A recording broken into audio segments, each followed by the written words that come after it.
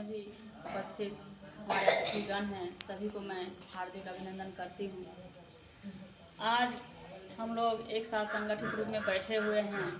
कुछ हमारे समाज में कुरीतियाँ फैली हुई है, जिन बातों को लेकर के हम लोग आए हुए हैं आप लोगों के बीच, जिसे अमल करना है और ग्रहण करना है। जैसे कि देखिए हमारे समाज में है अभी मानव तस्करी चला रहा है। इस पर पहले मैं चर्चा कर लूँ। मानव तस्करी में जैसे बच्चा सब रहता है, इस सबको कुछ लोग होते हैं जो लोभ लालच देता है कि आप अपने बच्चे को दीजिए, हम लेकर के जाते हैं, आपको इतना रुपया मंथली देंगे, और भारी रकम के लोभ लालच में बच्चे को भेज देते हैं मजदूरी के वास्ते, और पता चलता है कि वह विदेश लेकर चला जाता है, वहाँ पर बेच देता है। इतना ही नहीं, उसके अंग को जो है सो काट करके फिर इस तरह से हाँ बीमार पड़ गया, उसका ऑपरेशन करवाना था, और इस तरह से झांसा में डाल करके उसका अंग को भी बेचा जाता है काफ़ी रुपया लेकर के। इस तरह से जुल्म होता चला रहा है। जिस चीज़ को आप लोग को पहचानना है, जानना है, बच्चे को कहीं नहीं भेजे अनजान जगह, ये सब चीज़ पे ध्यान दीजिए। और दूसरी बात, बाल विवाह है, बाल विवाह नहीं करना है। बच्ची है या कोई भी लड़का है या लड़की है, बाल विवाह में दोनों की बात आती है। तो बाल विवाह नहीं करना है, पहले आप शिक्षा प्रदान कीजिए, पढ़ाइए लिखाइए, उसको आगे बढ़ने का चांस दीजिए, उससे पूछिए और उसको समझाइए, उसका भी बात को समझिए। बच्चे जो है भविष्य, बच्चा जो है सो बच्चा का भविष्य बहुत उज्जवल रहता है, लेकिन माता पिता कहा गया है कि माता पिता भगवान और अल्लाह ईश्वर से भी बढ़ के होते हैं। ऐसा क्यों कहा गया? ऐसा इसलिए कहा गया है कि हर बच्चा का भविष्य और नसीब माता पिता पर। माता पिता अगर चाहे तो बच्चा को बहुत ऊंचा तक पहुंचा सकता है, माता पिता चाहे तो उसको बहुत नीचे तक रख सकता है। तो आप लोगों का सवाल हुआ कैसे? देखिए, बच्चा है, बच्चा को आप पढ़ाइए। अगर आप पढ़ाते हैं तो आपका नुकसान ही होता है। नुकसान ये होता है कि बच्चा 2-4 रुपया कमा करके 200-400 रुपया आपको नहीं देगा, लेकिन बच्चा जब पढ़ लिख करके बहुत ऊंचा तक पहुंच जाएगा तो बहुत ऊंचा तक वो पहुंच सकता है। पढ़ने लिखने के बाद शिक्षा एक ऐसा चीज़ है जो बहुत ऊंचा तक पहुंचा सकता है। जैसे कि मोदी को ले लीजिए, माननीय मोदी सरकार जो है, चाय बेचते थे जैसा कि कहा गया है, आज कितने ऊपर तक चल गए शिक्षा की ही वजह से। अगर वो शिक्षित रहते तो नहीं पहुंच पाते। शिक्षा बहुत बड़ी चीज़ है। एक शिक्षित आदमी बहुत थोड़े समय में बहुत ज़्यादा रुपया कमाते हैं, जबकि वो शिक्षित आदमी कितनों दिन भर मेहनत कर ले 1000 रुपया मैक्सिमम हो गया, ठीक है, नहीं कमा सकता है 500-600, लेकिन एक शिक्षित आदमी बहुत ज़्यादा कमा लेते हैं। इसलिए शिक्षा अनिवार्य है। शिक्षा को पहचानिए और बेटी को भी पढ़ाइए, बेटा को भी पढ़ाइए। दोनों को ये हिम्मत दीजिए, ये साहस दीजिए वो अपने पैर पर खड़ा हो। अभी देखते होंगे कि हमारे समाज में ऐसा है कि लड़की की शादी कर देते हैं और उसको जो है सो पैसा दे करके तिलक देते हैं 2-4 लाख रुपया, उसके बाद फिर शादी कर देते हैं। फिर पता चलता है कि साल 1.5 साल 2 साल के बाद कि लड़की को मारा पीटा जा रहा है, उसको वहाँ से भगा देता है और उसके साथ बहुत ज़्यादा दुर्व्यवहार किया जाता है। फिर आप लोग जो है परेशान हो जाते हैं, माता पिता परेशान हो जाता है। लेकिन वही पैसा अगर उस बेटी के पीछे लगा दिया जाए तो बेटी आगे बढ़ेगी, वो अपने पैर पर खड़ा होगी और ऐसा समस्या नहीं देखने के लिए मिलेगा। और उसको ज्ञान होगा कि किस तरह से समाज में चलना चाहिए, किस तरह से परिवार में चलना चाहिए, किस तरह से माता पिता का सेवा करना चाहिए। इसलिए शिक्षा अनिवार्य है। शिक्षा को पहचानिए और शिक्षित बनाइए। और अगर आप बच्चे भी शादी कर देते हैं 18 वर्ष तक में, अभी जो है 2021 ईस्वी के अनुसार 2021 ईस्वी के अनुसार 21 वर्ष के बाद शादी करना, पहले 18 वर्ष तक निर्धारित था, ठीक है, लेकिन अब 21 वर्ष कर दिया गया लड़की का भी उम्र।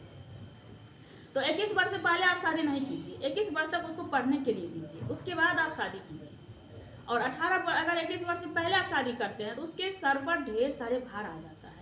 बच्चा को जन्म देना, फिर बच्चा का देख रेख करना, फिर पूरा घर का जो है सो भार आ जाता है। एक लड़की जब शादी करके ससुराल जाती है तो ससुराल वाले ये नहीं समझते हैं कि ये बच्चा है, वो उनको बड़े समझ करके उनके साथ व्यवहार करते हैं और उनके ऊपर सारा का सारा भार आ जाता है, जिस भार को वह नहीं संभाल पाती है, जिस वजह से घरेलू हिंसा उत्पन्न हो जाता है। तो अंततः निर्भर हो गया शिक्षा पर। तो शिक्षा अनिवार्य है। शिक्षा लड़का हो या लड़की हो, दोनों को अनिवार्य है। दोनों को दीजिए, दोनों को अपने जो है सो अपने आप को कहिए, पहचाने और समझे और आगे बढ़ने का कोशिश करिए, प्रयास करिए। बाल मजदूरी जैसे अभी चल रहा है, देखते हैं गांव घर में या कहीं पर भी दे देता है, कहीं चिमनी में खट रहा है, लेकिन ये सब नहीं होना चाहिए। इसको पढ़ने का मौका है। घरेलू हिंसा है तो घरेलू हिंसा झगड़ा झंझट होता है तो उस चीज़ को भी समझिए कि क्यों हो रहा है, क्या कारण है, एक दूसरे को समझना चाहिए। जैसे कि हमारे माननीय सरपंच साहब बोले हैं कि सास को जो है सो अपनी बेटी समझना चाहिए और बेटी को भी अपनी माता के समान समझना चाहिए। तो इस तरह की भावना रखना चाहिए ताकि घर में हिंसा ना हो। एक माँ को जो है सो पुतोह को बेटी समझना चाहिए। जैसे बेटी कोई कार्य करती है, नहीं भी करती है तो कोई दिक्कत नहीं है, उतना उसको कष्ट नहीं होता है। उसी तरह से पुतोह भी उस तरह से करे, या उसी तरह से अगर माता पिता को जिस तरह से एक बेटी मानती है, सब कुछ करती है, देख रेख करती है, उसी तरह से एक पुतोह को भी देख रेख करना चाहिए, मानना चाहिए। ये सभी चीज़ हमारे समाज में होना चाहिए। जैसे कि देखिए गवर्नमेंट आप सबों के बीच ये बुक हमको दिए हैं, जो कि देखिए ये बाल विवाह है, बाल विवाह का है, यह मानव तस्करी का है, बाल श्रम का है, और इनमें जो है सो सभी बातें लिखा हुआ है। इसलिए ये जो है सो किया गया है कि आप लोग इस चीज़ को समझिए। नशा मुक्ति है तो नशा नहीं करना चाहिए। इस चीज़ का ज्ञान तब होगा जब शिक्षा होगा, जब शिक्षित होगा। नशा नहीं कर, नशा से लोग नाश हो जाता है, ढेर सारी तरह का बीमारी होता है। जैसा कि नशा कोई भी चीज़ है तो उसको देखिए, पढ़िए, उस पर लिखा हुआ है इसे उपयोग ना करें, लेकिन फिर भी लोग करता है जानबूझ करके। उसमें मतलब लिखा हुआ रहता है कैंसर होने का संभावना है या कैंसर होगा, लेकिन फिर भी लोग उसको यूज करता है। नहीं करना चाहिए। और जब परेशान होता है, बीमार होता है तो वो अकेले नहीं रहता, उसके ऊपर ढेर सारे लोग निर्भर रहता है। जैसे बाल बच्चा, बेटा हो गया, बेटी हो गई, माँ हो गई, पिता हो गए, पत्नी हो गई, सब निर्भर रहता है। और अगर बीमार होता है तो फिर बाकी रुपया भी उसमें जो है इलाज करने में जाता है, समय भी जाता है, और खुद परेशान तो होता ही है। इसलिए नशा बिल्कुल नहीं करनी चाहिए, इस चीज़ को समझना चाहिए। अभी के टाइम में साइबर क्राइम चल रहा है,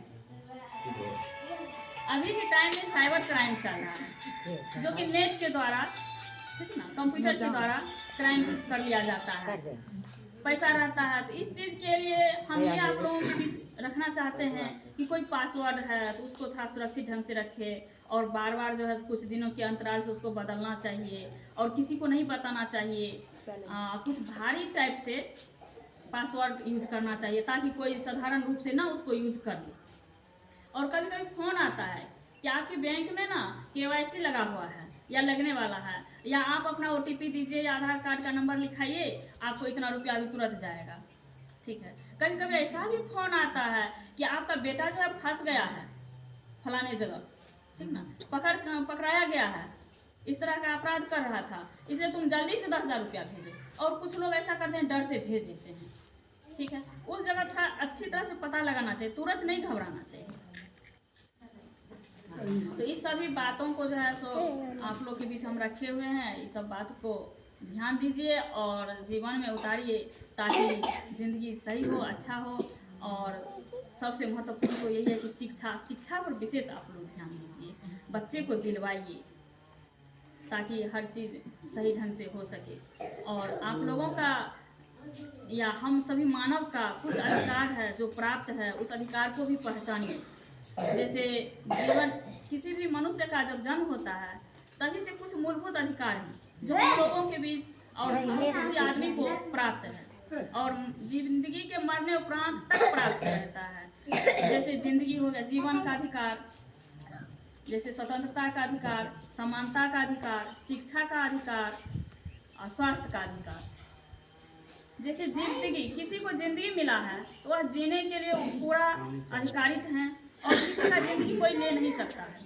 रोटी, कपड़ा, मकान, जिंदगी जीने के लिए जो मूलभूत अधिकार है वो भी प्राप्त है, और उसको वह अर्पण कर सकता है, ले सकता है, उसके लिए कोई उसको रोक छेक नहीं कर सकता है। जैसे स्वतंत्रता है, हर व्यक्ति स्वतंत्र है। हमारे जो संविधान बना हुआ है इसमें महिला हो या पुरुष हो, सबके लिए मान बराबर है, सबके लिए संविधान बना हुआ है, सब स्वतंत्र है, ठीक है। सब अपना सब कुछ कर सकते हैं, चाहे अगर कुछ भी पढ़ करके कुछ करना चाहे तो यह कुछ भी कर सकते हैं, अपना आगे बढ़ सकते हैं, मतलब अच्छाई की ओर, ठीक है। उसी तरह समानता का अधिकार का जहाँ सवाल है, तो हम लोग समान हैं, जाति, प्रथा या फिर या धर्म लेकर के इस सब तरह का अगर कोई भी थोड़ा ऊंच नीच का अगर प्रभाव डालता है तो यह अपराध है, ऐसा नहीं करना चाहिए। हम सभी एक हैं, हम सभी मानव हैं, सभी एक हैं, सबको एक सम्मान मिला हुआ है, एक तरह से, ठीक ना। सबका मान समान बना है। इस भावना से जीना चाहिए और दूसरे को भी सम्मानित करना चाहिए। ठीक, इसी शब्दों के साथ चलिए बहुत बहुत